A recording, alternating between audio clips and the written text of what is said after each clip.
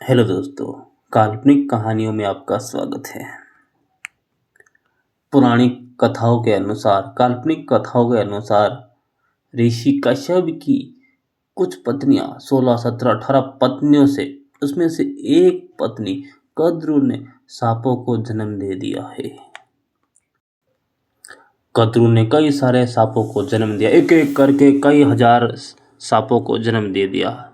यानी कि सांप वंशावली जो है आज की, उसको कद्रू ने जन्म दिया है, जिसमें से अनंत नाग है, अनंत शेषनाग, वासुकी, तक्षक, कारगोटक, तक्षक, ये कुछ 5 उनके जो है प्रमुख नाग थे। यानी कि जो बड़े विशाल और खतरनाक नागों ने जन्म लिया था माता कद्रू से। पिंगला नाम का भी एक सांप था, बड़ा खूंखार और जहरीला, डरावना सा, जो कि लोगों की जान गंवाने में एक नंबर लेता था, 1 सेकंड में जान गंवाता था। ऐसा सांप भी पैदा हुआ था। और इन्हीं 5 नागों ने भारत में प्रचलन चलाया था, जिसमें भारत में कुछ वंशज आज भी मौजूद है। इन सांपों से मनुष्य का जन्म होता है आगे चलकर। ऋषि कश्यप से ही नाग वंशों का वंश चला है। यहीं से पीढ़ियां जो आज भी भारत में मौजूद है। इन सभी नागों में से प्रथम शेष नागों को अपना राजा माना है। इन सभी राजा नागों ने जो है शेष नाग को अपना राजा माना है। शेष नाग को अनंत नाम से भी जानते हैं लोग। शेष नाग को काम मिला था भगवान विष्णु की सेवा करना, उनकी सैया बनना। उसके बाद आता है वासुकी। वासुकी जो है शिव भगवान को अर्पित हुए, सेवा चाकरी करने लगे शिव भगवान की।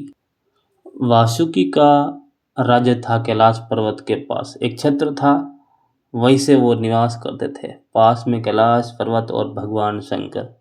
तो वासुकी ने सोचा कि क्यों ना हम भगवान शिव की सेवा आराधना करें, ताकि हमें भी कुछ लाभ मिल जाएगा। कश्मीर में तक्षक नाग ने राज किया और भारत में कई नागों ने राज किया था, जिसका जिक्र आज भी मिलता है। कुछ क्षेत्र, कुछ इलाके आज भी मौजूद है जो नागों के नाम से जाने जाते हैं। जैसे नागपुर नाग से नाम से ही प्रसिद्ध है। वासुकी भगवान शंकर के परम भक्त रहे थे। काल्पनिक कथा के माध्यम से वासुकी ही समुद्र मंथन में काम आए थे। यानी कि पत्थर पर वो लोग लिपटाए थे और एक तरफ देवता और एक तरफ जो है राक्षस लोग, दानव लोग उसको पकड़ कर मंथ रहे थे। तो उस पर तरह तरह की सामग्री निकली और फिर दोनों में विपरीत हो गई। उस मंथन के दौरान विष निकला था, भगवान शंकर ने ग्रहण किया, तो फिर वहाँ से वो नीलकंठ कहलाए। भगवान शंकर को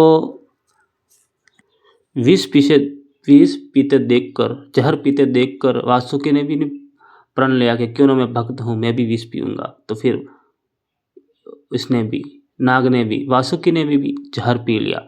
और फिर ये भक्ति भाव देखकर भगवान शंकर ने उनको अपने गले में धारण होने के लिए बोल दिया। और उसी दिन से, उसी समय से जो है भगवान शंकर के गले में जो वासुकी बैठा है वो वहीं से आया है। उसी दिन से वासुकी भी विराजमान हो गए भगवान शंकर के गले में।